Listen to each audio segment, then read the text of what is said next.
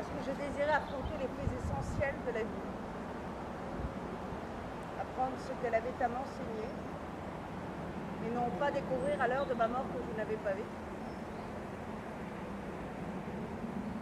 Je désirais vivre à fond, sucer toute la moelle de la vie, acculer la vie dans un coin et la réduire à ses composantes les plus élémentaires.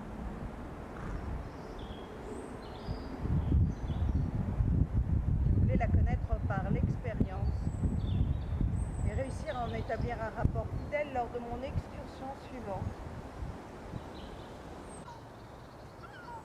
Je voudrais me faire l'avocate de la nature,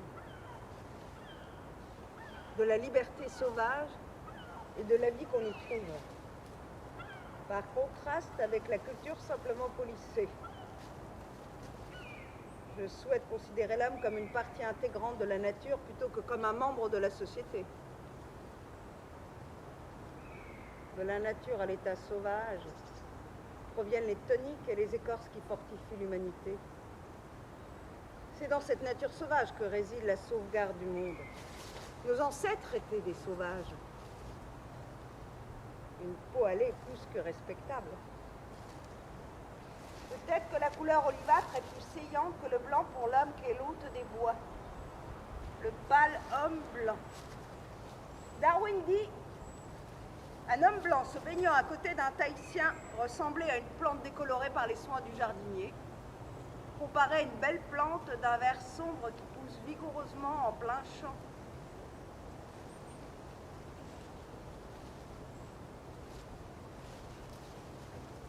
Certains des Indiens du Nord mangent cru la moelle des rennes arctiques. Qui sait, ils ont peut-être ainsi devancé les grands cuisiniers parisiens. C'est sûrement meilleur que du bœuf engraissé à la ferme et du porc sorti des abattoirs.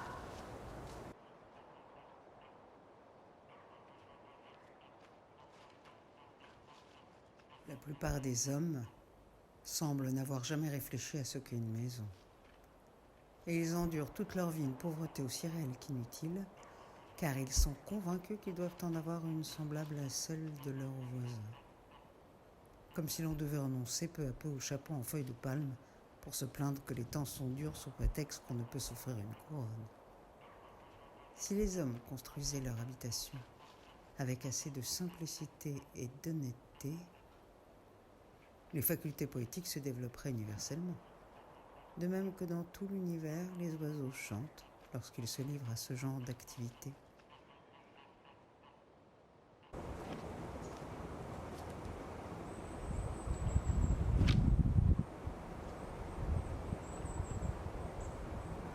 Mais hélas, nous nous comportons comme le coucou et le vacher à tête brune qui pondent leurs œufs dans les nids construits par d'autres volatiles. Les hommes vivent trop vite. Il suffit qu'un homme soit vivant pour être toujours en danger de mourir. Mais il faut admettre que l'homme qui court mène une vie d'autant plus risquée. On dit qu'un poids fait attend vaut 100, si bien qu'on fait 1000 poids aujourd'hui pour s'en épargner 9 demain.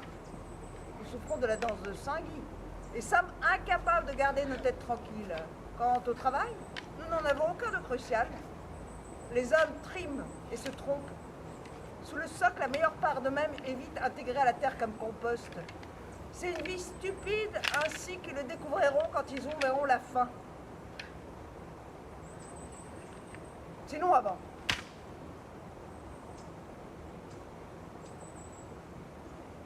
L'homme n'a pas le temps d'être autre chose qu'une machine.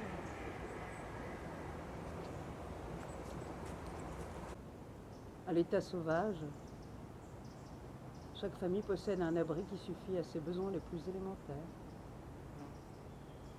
Et même si les oiseaux du ciel ont leur nid, les renards leur terrier et les sauvages leur tipi, dans la société moderne et civilisée, moins de la moitié des familles possèdent un abri. Les autres paient une taxe. Une taxe annuelle qui suffirait à acheter tout un village de tipi indien. L'homme civilisé loue d'ordinaire le sien parce qu'il n'a pas les moyens de l'acheter. Pas plus qu'à la longue, il n'a les moyens de le louer.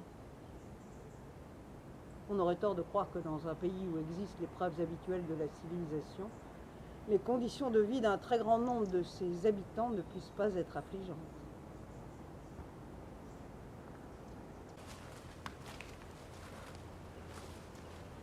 Je souhaiterais que chacun trouve et poursuive avec grand soin son propre mode de vie, et non pas celui de son père, de sa mère ou de son voisin. Quand un homme ne marche pas du même pas que ses compagnons, c'est peut-être parce qu'il entend battre un autre tambour. Il y a dans un air de musique, qu'il soit produit par un instrument ou par la voix humaine, prenez par exemple le son d'un corps.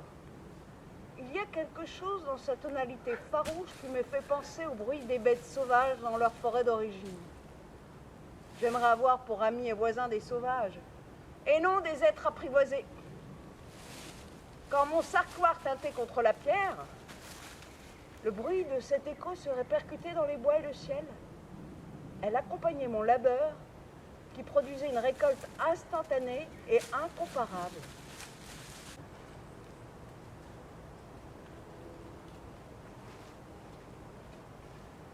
Mon expérience m'a appris au moins ceci. Si l'on avance avec confiance dans la direction de ses rêves, si l'on essaie de vivre la vie qu'on a imaginée, on sera payé d'un succès inattendu.